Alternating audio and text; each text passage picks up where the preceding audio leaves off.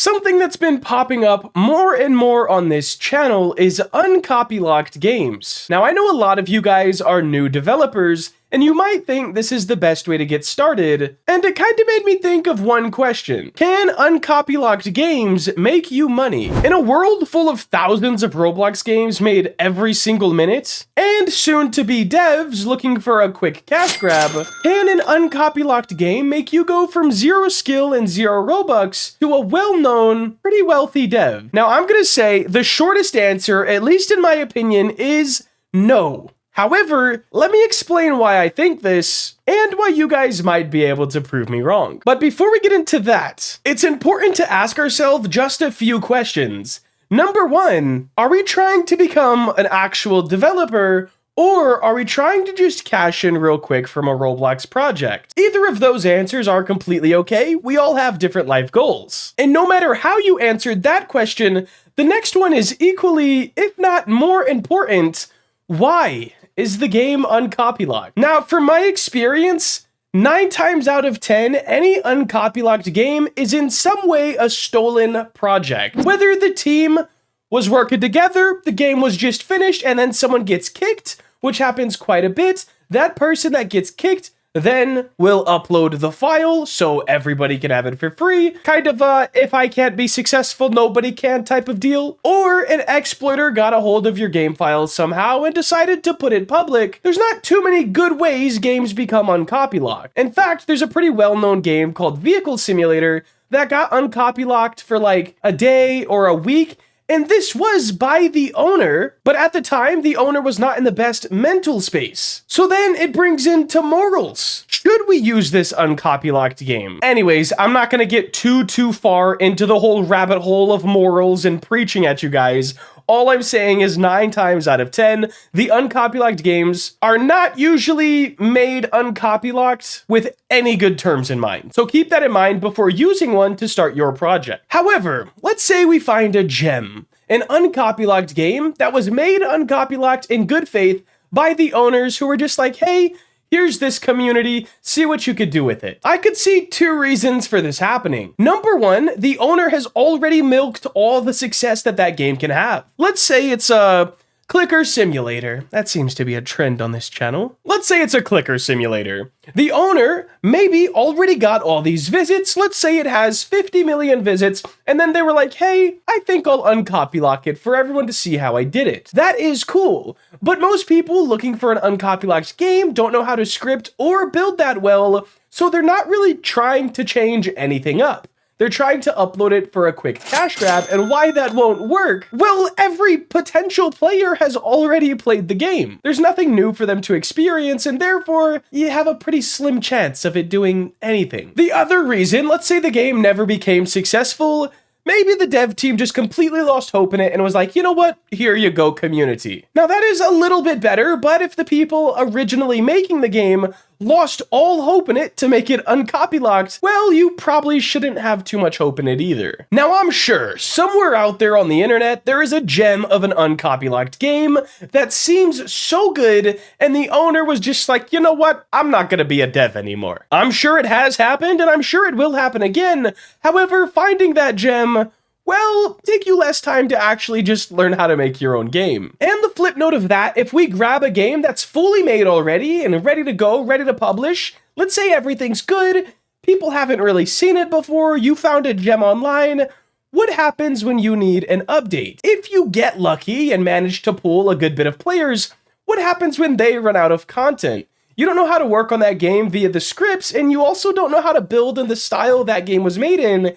It sounds like you're kind of shooting yourself in the foot. So I guess if you do get lucky and you do find a gem, the luck's not gonna last too long. Now, since 90% of this channel is newer developers, uncopylocked games will always be tempting because it seems like a great start and pretty much a finish before having to learn anything or do any work. Let me try to give you some other tips that kind of keep you away from the drama side of things, and can also help you learn how to be a better developer, and who knows, maybe make the next big Roblox game. And I will preface it, if you know a game that is uncopylocked and was 100% done in good faith, like I said, this magical gem, the unicorn, it's 100% okay to download that.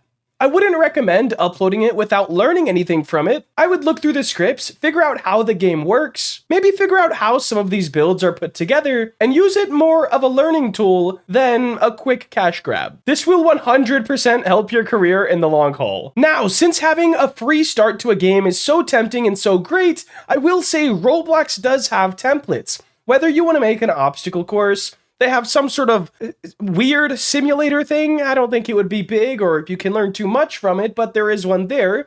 They have Capture the Flag, Line Runner, and a few other templates that you could definitely learn from. I will say most of these are a bit outdated, but they do still work on the platform. So it's a great place to start, and you don't have to worry about any of the drama coming from a stolen game that you might not have even know is stolen. So all in all, UNCOPYLOCKED games are cool to learn from, but not to copy and paste. And as we can tell from most of the games that get submitted to this channel for review, well, they're just doing the copy and paste part, not really the learning part. And I wanted to make this video to show you guys, hey, it's cool, learn from these. It's great to see games that are fully done and made well, and take inspiration and learn how certain things are done. But when you copy and paste it, the success is just not gonna come. It's gonna fail because either the game has already been successful, or the game was just a fail and it's gonna stay a fail because it was made to be bad. Anyways, I feel like I'm off my UNCOPYLOCKED games soapbox. Let's get into a couple questions. If you guys are unaware, at the end of every video, I like to answer a couple questions from some of the previous videos. I usually do 3, but we're gonna step it down to 2 because some people think this segment takes a little bit too much time. Question number 1, will the bike system have like a GUI that tells you what tricks you've done? I'm gonna say at the moment, it's not planned. You will have to unlock the tricks, so it's pretty hard to not know what you have and haven't done, since if you don't have it unlocked, obviously you haven't done it, and if you do have it unlocked, you probably equipped it right when it got unlocked and did do it. So I don't think it would be overly a huge feature that's needed at the moment. Question number 2, when I release my game, does it matter if I wait with sponsoring it and making ads, or should I make it immediately when release? Oh my gosh, I have the hottest take on this, man. I genuinely believe you should give 0 Robux to Roblox with sponsors and ads. Some developers have reached out to me and said, yo dude, if you don't have a community, this is the only way to do it. I can't justify it. I would rather make 100 TikToks. Keep in mind, I don't even have a TikTok. And if I did, I have 0 followers on it. So none of my name, none of my value is over there. However, I would rather make 100 TikToks on my game and just spam TikTok with them. There's not a lot of effort needed to go viral over there. So the more you post, the more likely one of them will go viral and those people will find your game. That's where I would start at and then grow from there.